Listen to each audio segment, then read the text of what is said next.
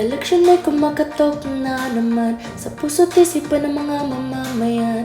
Korupsyon ay wakasan, sigaw ng mga taong bayan. Wala sa mga pangako ang basehan sa pagpili ng lider na maaasahan. Kung pipili ka na lamang, doon na sa totoo di kahaman.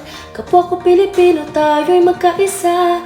Tuwing di pumili, huwag magkatubili. Maging wais sa pagpili ng mga kandidatong may silbi, sapagkat tayong kabataan ang adang ayos sa kinabukasan.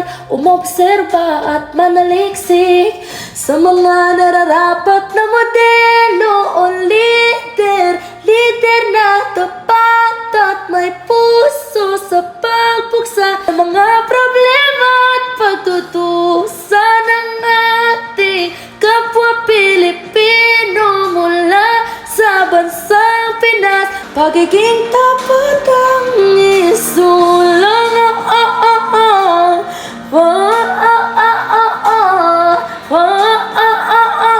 Doon tayo sa tapat ang serbisyo. Marami nang narinig na pangako, magpatupad ng libreng serbisyo.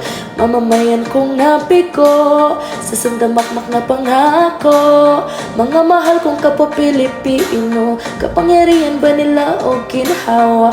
Tayo'y gumising at tumindig sa papalapit na namang halalan nitong ika-2025. Huwag na tayong papuso pa, tayo humanda para kumilala sa mga nararapat na modelo o lider. Lider na tapat at may puso sa pagbuksa ng mga problema at pagdudusa ng ating kapwa Pilipino mula sa bansang Pinas.